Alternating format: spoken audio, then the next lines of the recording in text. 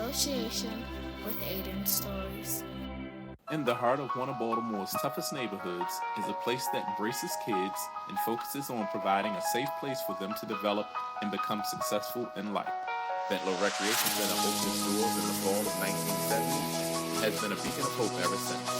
This documentary is an attempt to provide a short glimpse in what has developed to become Bentalou Bomber Nation. Bentalou University is the Bombers Nation. It's based on Coach Herman Johnson's 3 simple rules to live by. Number 1 is to listen. Number 2 is to remember. Number 3, no excuses.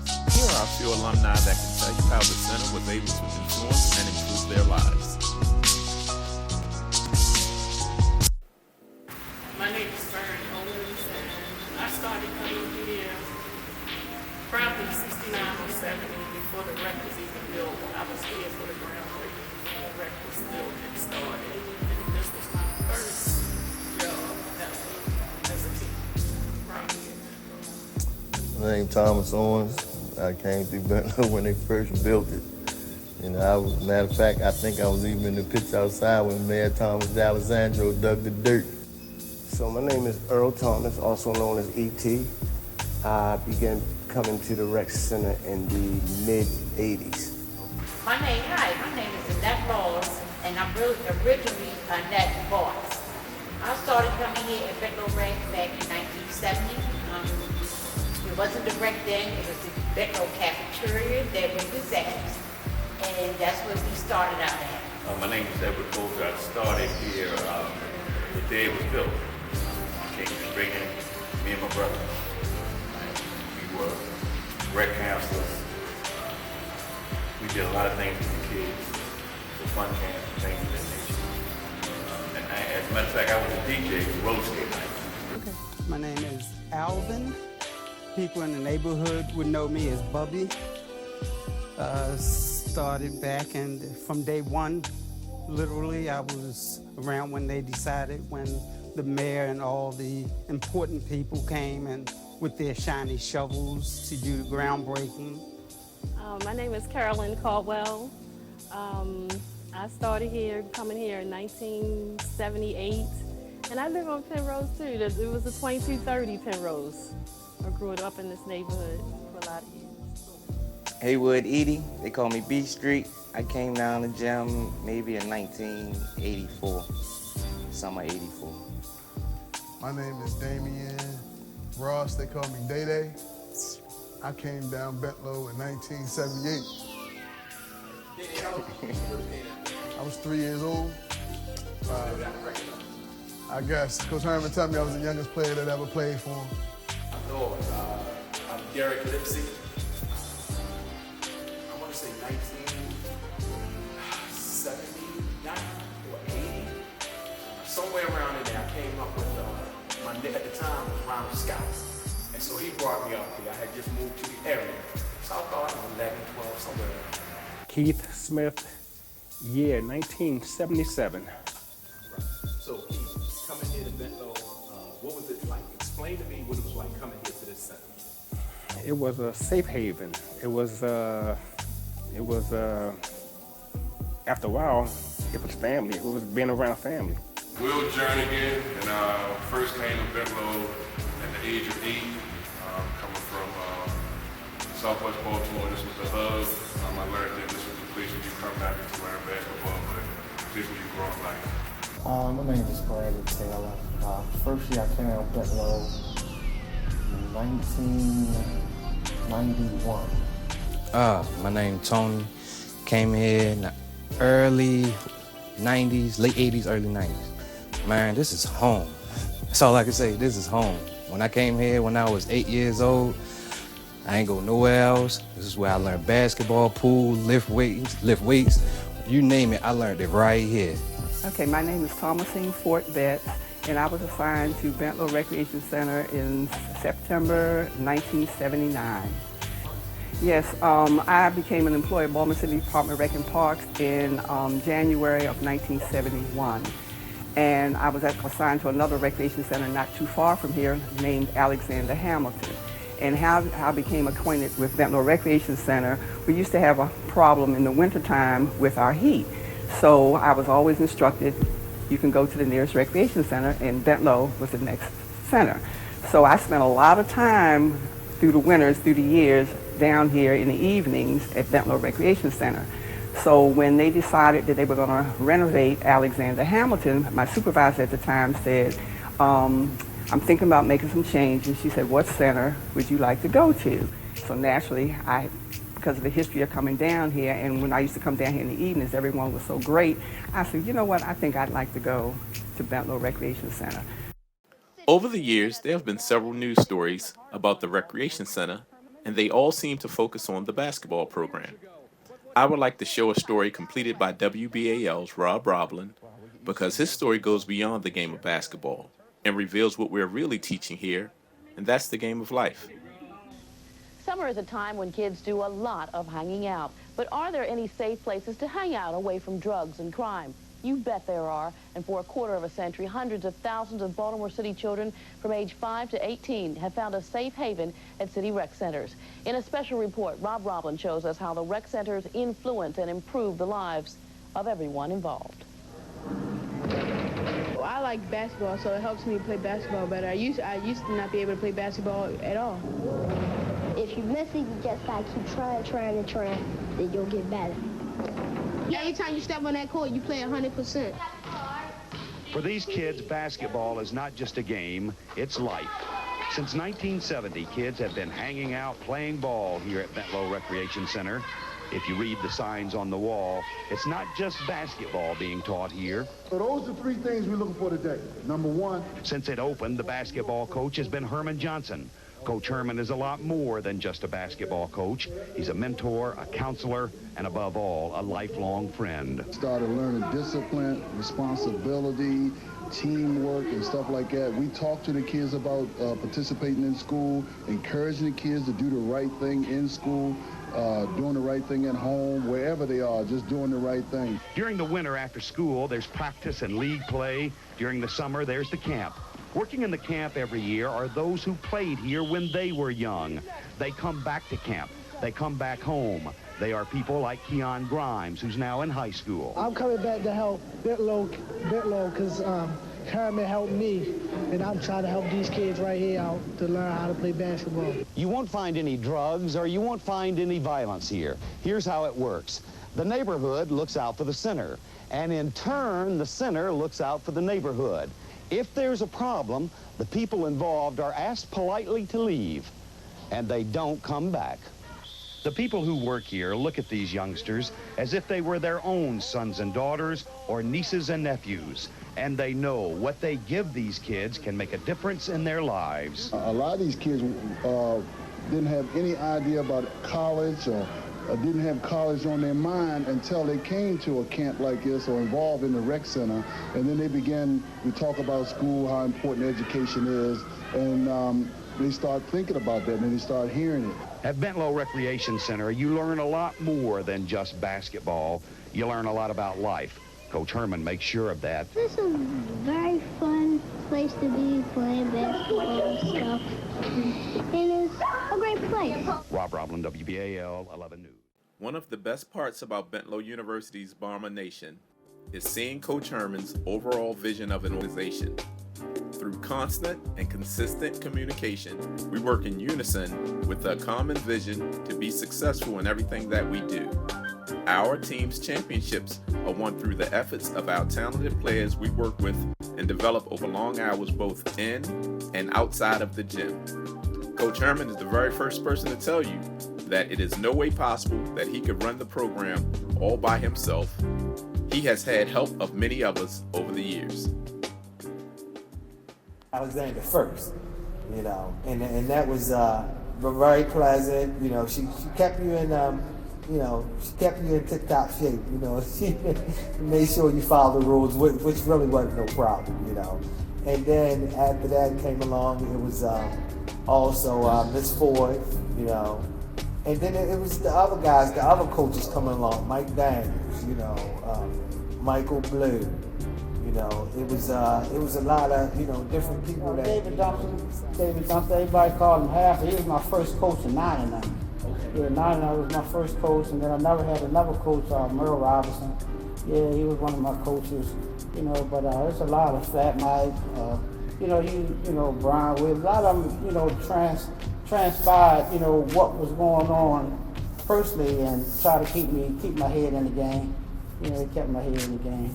Oh, absolutely. So the way Youth for number one, you was my coach, 10-12. You kind of shaped us and guided us. You taught us about the game, but it was more life skills than that. You taught us about school, about girls, about how to be fundamentally sound in the neighborhood, not just on the basketball court, not just around your friends, just around your neighborhood and all of that. Coach Herman, Coach Arnold Ross, Coach Melvin, Coach Tweedy, Coach Merle. I could go on and on and on, but we had so many different influences, positive down the gym, that we couldn't get enough. We was down here every day. What about Ms. Ford? Tell me about Ms. Ford.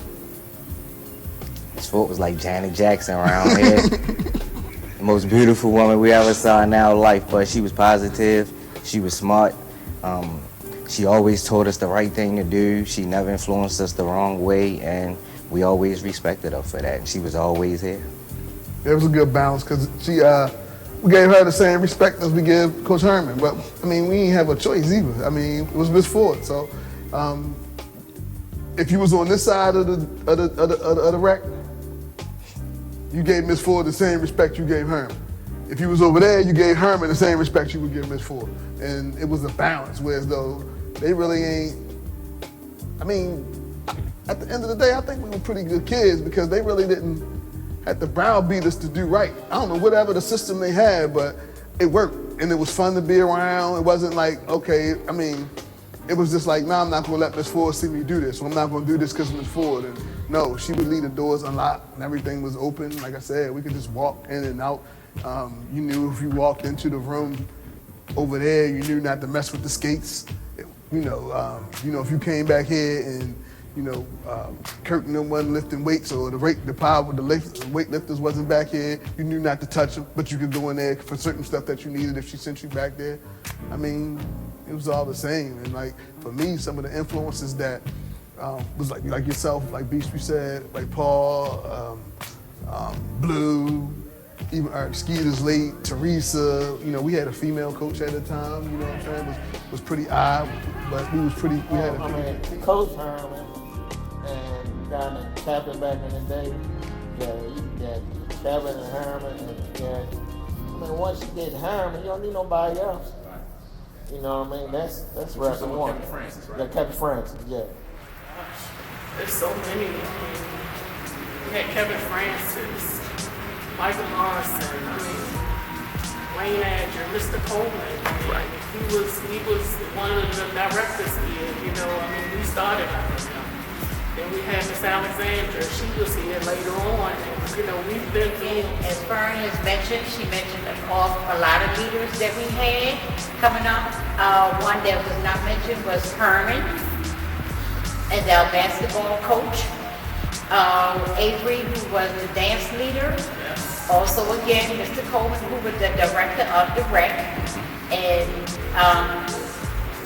so on and so on. We had a lot of leaders that we don't know. Miss Alexander was a perfect director too. Right after Coleman left, she fit right in brilliantly, and she was very, very involved. I think Miss Alexander, and then Miss Ford. She was the one, you know, that I used to really like coming here, talking to her. We really had a good time here, talking to her, and just learning a lot of different things, you know, with her. And then going over there with Coach Herman. He had a baseball, I was on a baseball team. And, oh my goodness, I was on the baseball team, and he had taught us a lot, you know, taught us a lot. I had a lot of fun playing baseball. Mr. Coleman, along with Mr. Herman. Coach Paul, man, the guy who lived in my community, the guy who lived around the corner from my house, the guy who I looked up to from afar, the guy who became my first coach on the Bombers. When I made the first Bombers team, I'll never forget ward number 33. That was a monumental step for me. Coach Arnold Ross. It's so many to name. Hot Shot and all the Rudy Archer. Pierre, all these guys that I actually saw, Gerald, all these guys who I watched as a kid, watching them from afar because I looked at them like such elite athletes and everything, but great individuals and people. But definitely, if it wasn't for those interactions, I wouldn't be who I am today. Tell me about some of the staff members that you interacted with here at the center. We're going to start with Herman, Miss Ford, Stink, Paul, Chipper, Rudy, Hotshot. I can go down the line. Charles, Reggie. Every summer from 77 until like 82. What was that like? Talk to me about, explain to me or describe to me what it was like to be at the basketball camps during those times. For us, it was everything. At that age, we had something to do throughout the day. Had a box lunch, had juice, and you was around all your friends and all your peers. And even you knew kids that didn't go to school with you who lived in other neighborhoods. You formed that relationship of Bentalou. Now, have any of those relationships lasted you? I mean, Yeah, we still know each other. And we know each other from Bentalou from 78, 79, 80, 81.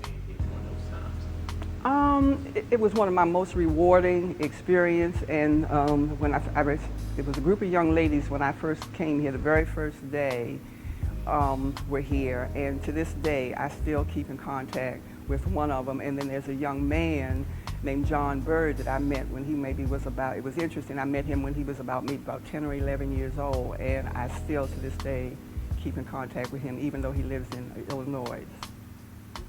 So, okay. I'm one of those people that, you influenced, and, we've had conversations before where you and Coach Herman and a lot of the other leaders down here, we were able to come to. What kind of programs did you guys have for us to just, keep us on the straight and narrow? One of the things that I enjoyed most was we used to have our Friday afternoon skates, and then we had, I used to do arts and crafts, and of course the gym program was one of the biggest and the finest programs in the city. And we just had like little activities where the young people could just come in and hang out and feel safe, or just to have someone, that they could talk to if they needed someone to talk to, a place if they needed some help with their homework. Just things that we all tried to make them feel like they were part of the family.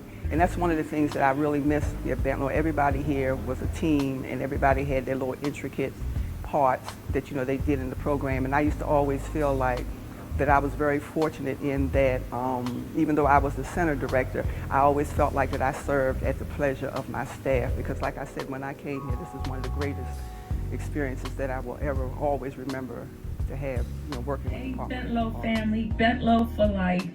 I just found the videos today, and I tell you, it brought back a lot of memories. Bentalou will always have my heart.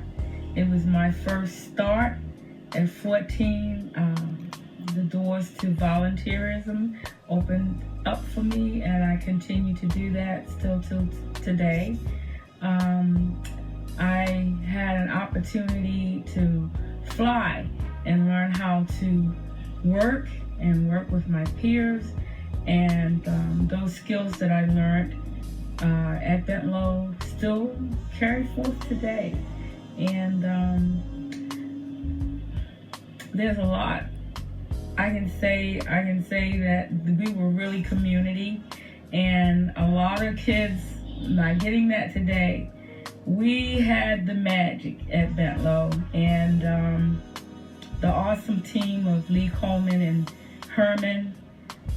It just worked like a well-oiled machine. It wasn't anything that those two men wouldn't do to make things happen for the youth there in the community.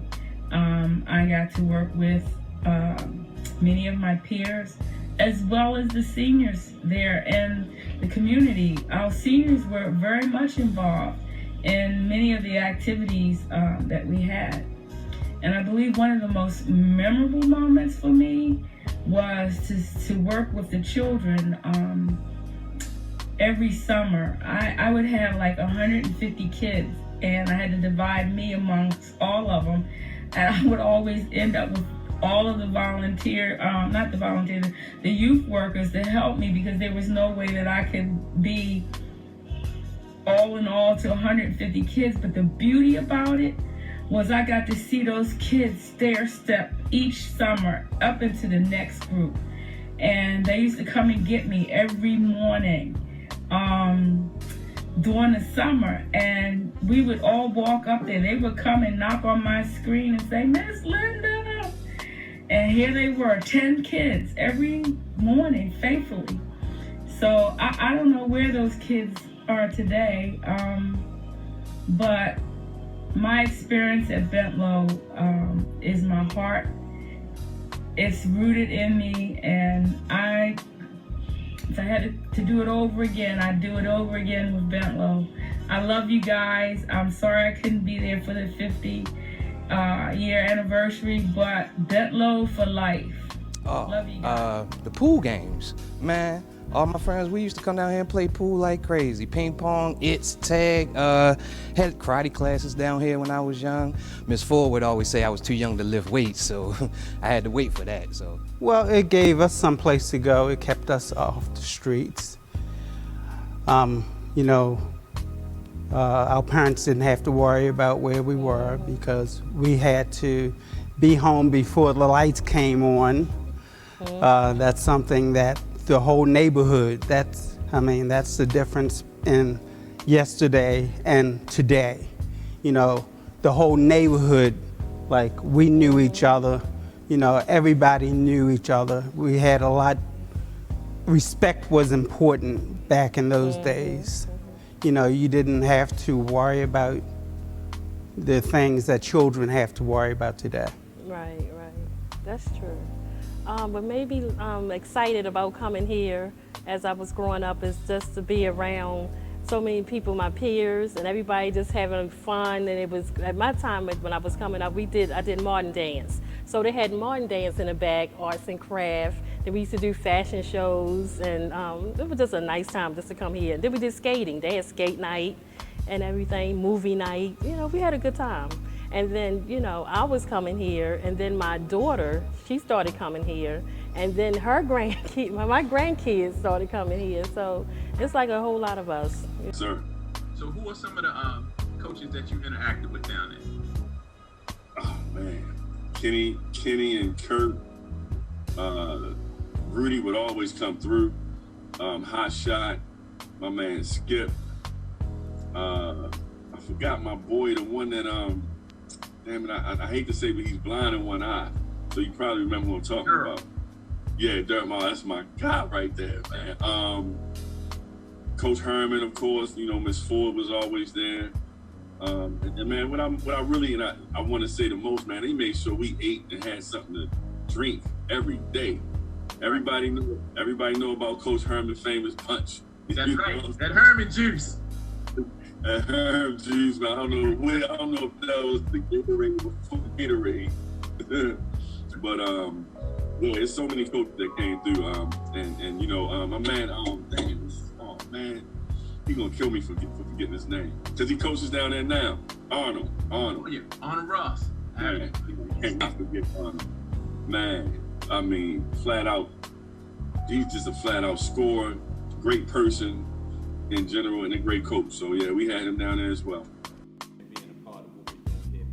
Thank you for all the work everybody knows about Bentalou and Bentalou basketball. You didn't play basketball or grow up in the city if you don't know about Bentalou basketball and what that means to the city culture. It was everything, man. Growing up in Park Heights in the late 80s and 90s and 2000s, it was an escape. Sometimes we felt like the outside world was like hell. But inside that rec center, man, it provided a safe place for us. We learned a lot, right? I always tell a lot of the folks that were my coaches in rec and parks are still there.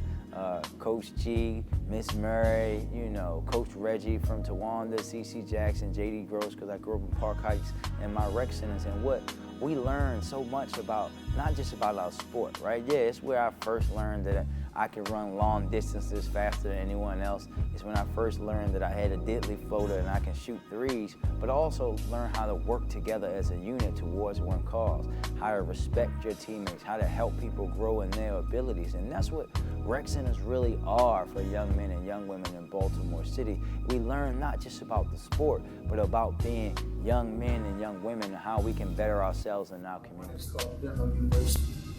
And it's called Bentalou University, a Bombers tradition.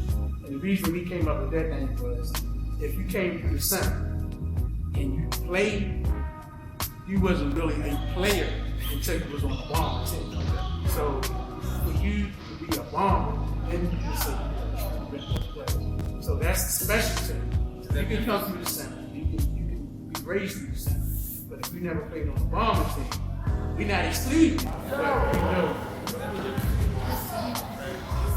Right, that's our travel team. But the key to that was we had so many great players. If we did 3 teams, our third team was still good. That game against the Bomber team, if you was on the C team, you played the Bomber team, or you had to fight. You had to fight to win that game because it was just that we only had one A team, but the B and C team, they were tough. Man, so, you know, like right now, going through the one-on-one tournaments, let's remember that stuff, man. Let's honor that stuff. Playing house league, playing travel team, being a bum. See, some guys know about playing house league, but everybody couldn't be a bum and make one of the travel teams. That's a special thing. Yeah. Be a bomber. I was a bomber before was a bomber, you know, so anyway, even my friend, you know, he was just asking me about Foots. Ken Bannister, who played with the Knicks, you know, he wrote a sign and put it over there when we started playing, and the sign said the University of Bentalou. It was more than just a rec to us. It was like, it was our safe haven, man. We honored this joint. And growing up, man, and playing 1300, 1500, from 11 on the first, I played 11 on the first. I think in 1973 was the first year they had 1300 BNBL, and we went all the way down to 7. Playing on the travel teams was the highlight of playing here. You know, it's just enough to be with the boys, but then you start to find out you're on the team. You're on the elite group now. You're moving on to representing the community. You know, we played BNBL and Project Survival for several years. It was the highlight of being here. It was what made being here great. I played them all. I played 18, 10, 12, 12, 14, AU, BNBL, BYOB, all of them I played here at Bentalou Rec. But it still was great to play in the one-on-one leagues, and like Paul was saying, you never knew who you was going to, you know, draw, and I happened to draw my next door neighbor, and I'm still traumatized by that because I had to hang with him every day, and he beat me in a one-on-one tournament. You know? but yeah, you gotta live that stuff. Even like 30, 40 years later, you still reflect on, you know, who you won against, who you lost to against. Some Boosie was saying earlier, he think he got cheated out of a victory, you know, so he's still traumatized. Yeah, I'm still traumatized about it. Yeah, it was also, it's like 79, I played Derek Boyd. Carol Francis, God rest his soul, brother. Cheated. We're going to talk about being greedy. Actually, we was talking about it on Facebook just like last week, because you know, he had to remind him, like, man, I'll be greedy in the semifinals. I was like, I don't know about that. We gotta go back to the record books, right? But Boosie was always that guy that when you beat him, you always, something happened. It was some kind of event. It was the refs, it was this. It was always something. It was just no like you beat him. But he was good dude. He was one of them guys though that was just competitive. He ain't losing. You know, I mean, he just had an attitude. He hated. All of us hated losing, but some of us more than others. And he was just one of those guys that was always in the man. I've been hearing that for years. That's the 2 championships that I hear that. I still hear that from Boosie. Did he ever actually win one? That's what I want to know. Yeah, he won. He did win one? See, I don't remember Boosie. 81. I think Rudy and all us was gone. It's like the Jordan years. That's what he got through, man. Being a bomb fraternity that I'm so proud to be a part of, because there's no secret, Paul, that I made some some bad choices in my life, right? And I've been through some turmoil for many years. And once I began to turn those turmoils into triumphs, right? It was Bentalou Bombers who, you know,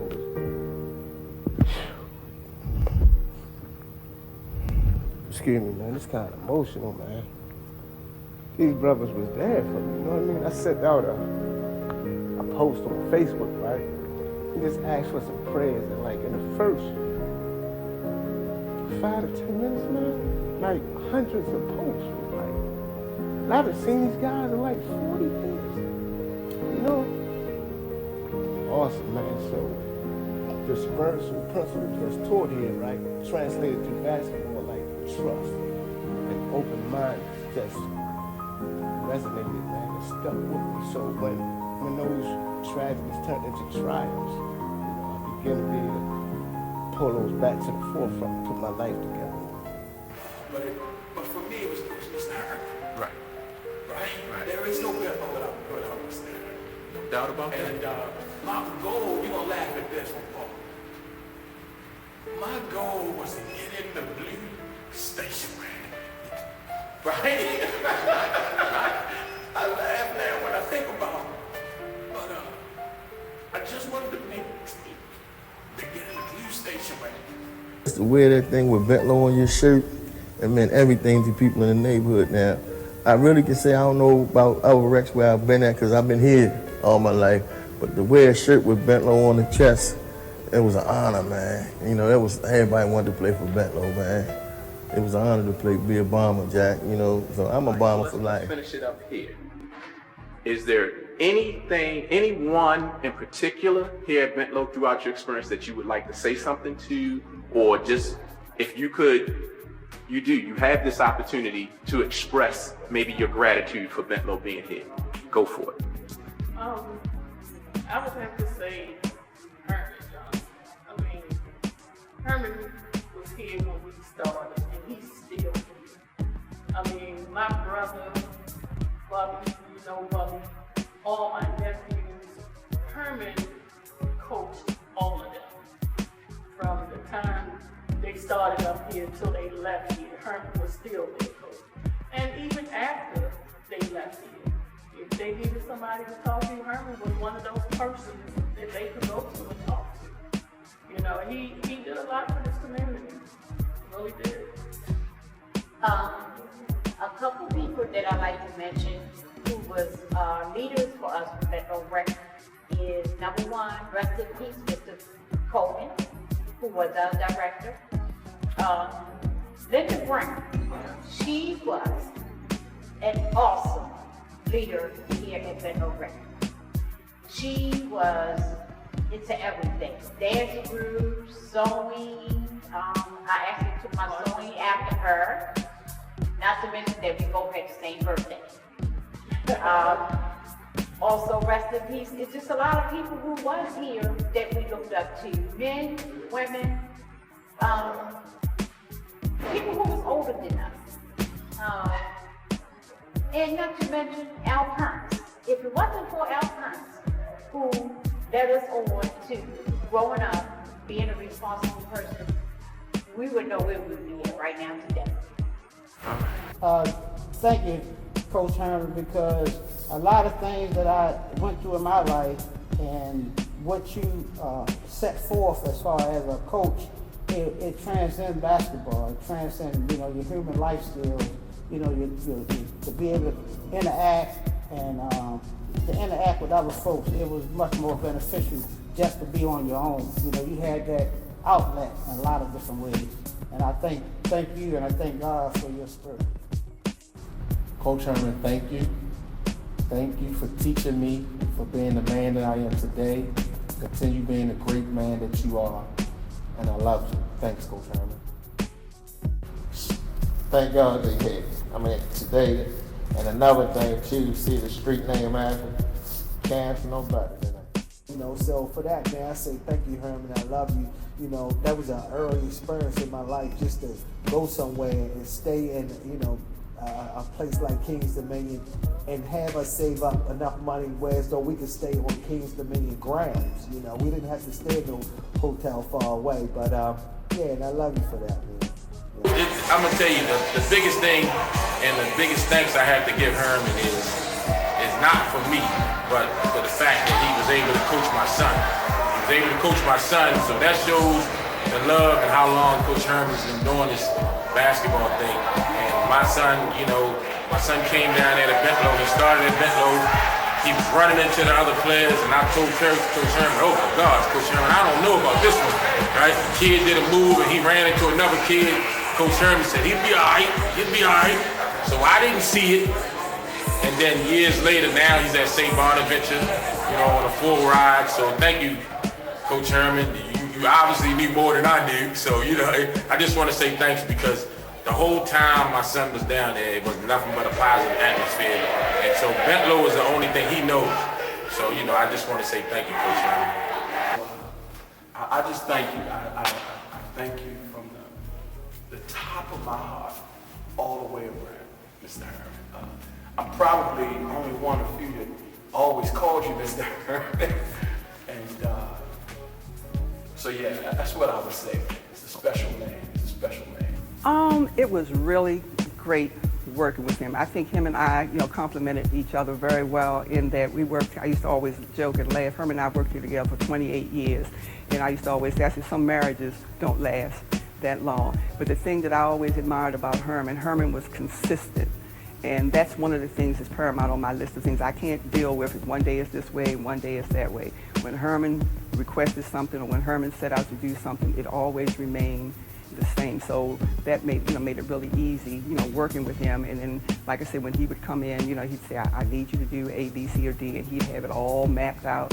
And all I had to do, you know, was go to where I needed to go, you know, to make it happen. So it made it really a pleasure and great working with him.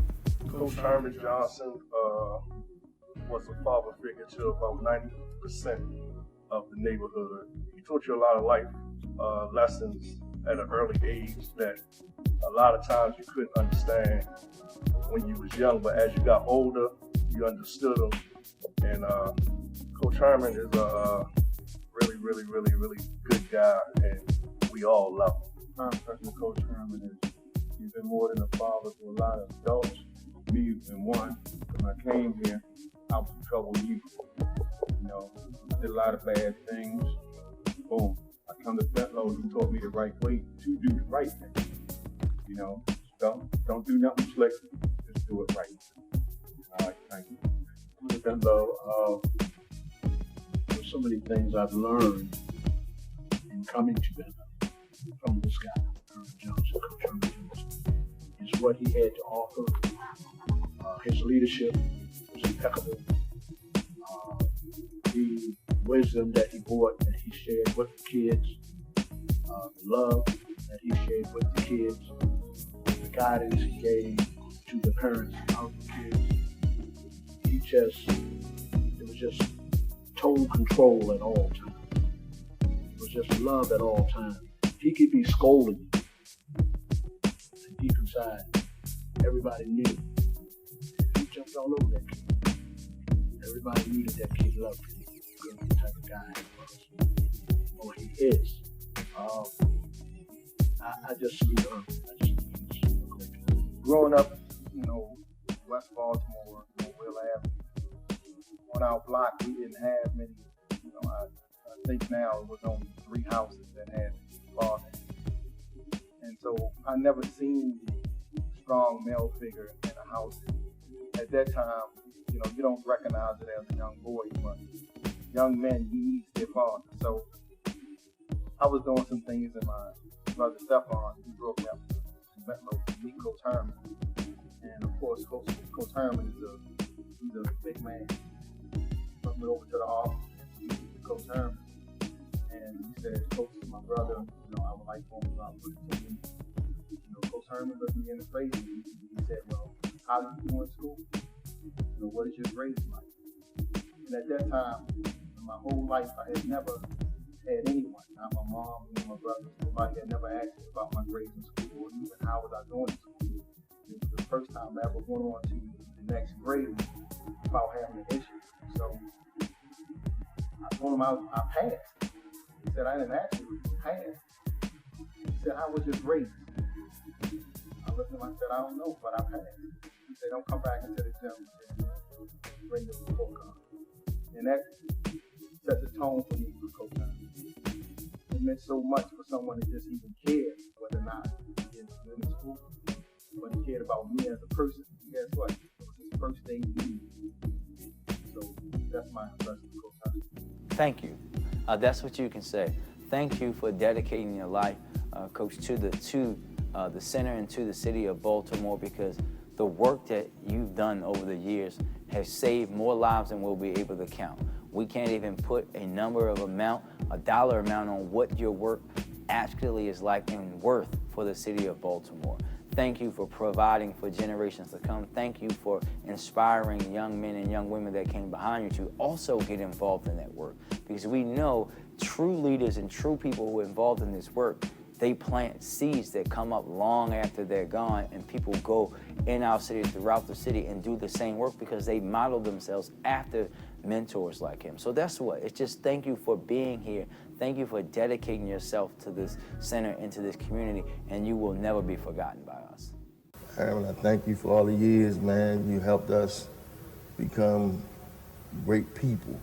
You know, you taught us more than just basketball. This rec was more than just, you know, you ran the gym part, and Coleman and ran this, and together in the beginning, y'all was a great team. Y'all had so much going on for us, and I just want to thank you, man, for the 50 years that you kept the doors open for people after me, the community after me, children, grandchildren to come through the doors, and you still teaching your same fundamentals that made them thirsty for whatever was a simple program, and you kept the doors open for all of us, man, and I appreciate that. Number one, listen. Listen. And number two, remember what you listen to. And number three, no excuses. You got to teach kids, to look out for each other, to care for each other, to be honest, that kind of thing. So I tell them, it's very important how we treat each other. Now, I don't expect everybody to be buddy, but I do expect you to get along. You have to get along, because if we don't, we're not going to be.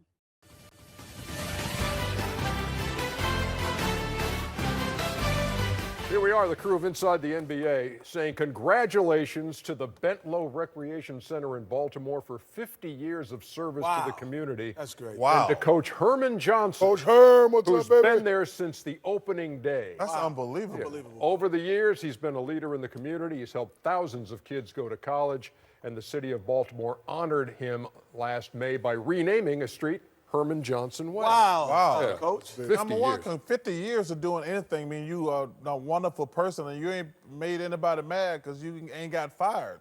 So that's pretty good, Herman. That's what that means, Chuck. That's what it means. It's hard to keep a job a long time, Shaq. Service, You're right. too. So yes. He's servicing the community and being able to do that. Coach Herm, we shout you out, brother. Yeah, shout out to me and you got a street named after us. Oh, you got a street name? Yeah, I do. Yeah. Where at? In Leeds, Alabama. My family lives on Charles Barkley Avenue. It's called Dead End. Seriously? Oh, man. Ernie. I was thinking, I couldn't think of one. Thank you very much. I appreciate that. But Coach Johnson, nice going, man. Congratulations, You have no way of Coach. knowing how many impacted lives there have been because you've invested some time.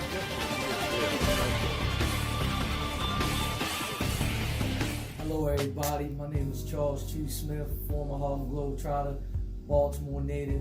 I just want to give a big congratulations to my Bentalou family for serving Baltimore for the last 50 years. You all have paved the way for me.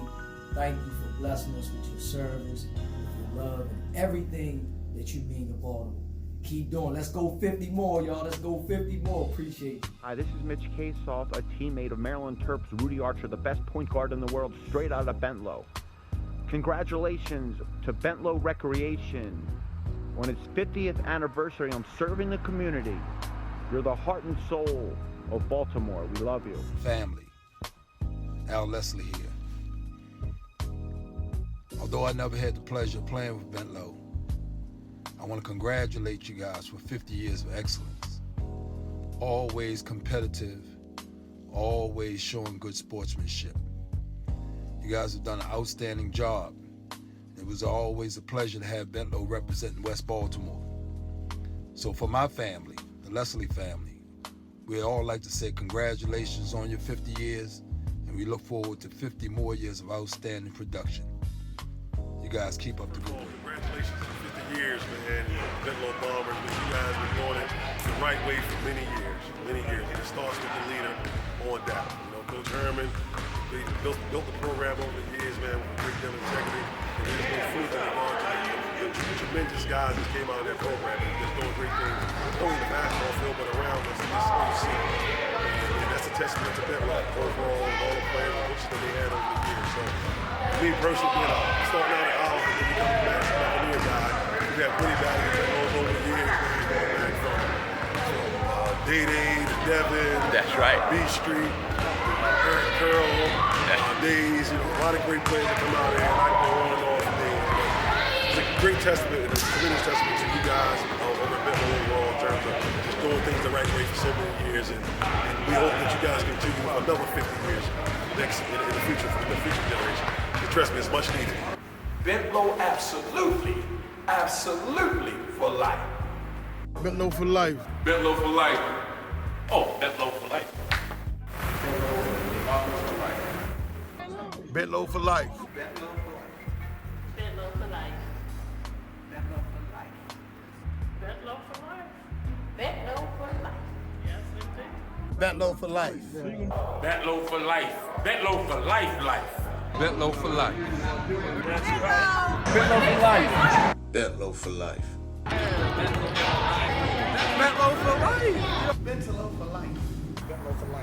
Bentalou for life. Bentalou for life. Bentalou for life. Bentalou for life, baby. Bentalou for life. Bentalou for life, man. They helped my son get right. Bentalou for life. Bentalou for life. Bentalou for life. Bentalou for life. Bentalou for life. Bentalou for life. Bentalou for life. Bentalou for life. Bentalou for life, baby. Bentalou for life. Life. I love Bentalou. That's where I grew up at. Bentalou for life. Bentalou for life. Bentalou for life, baby.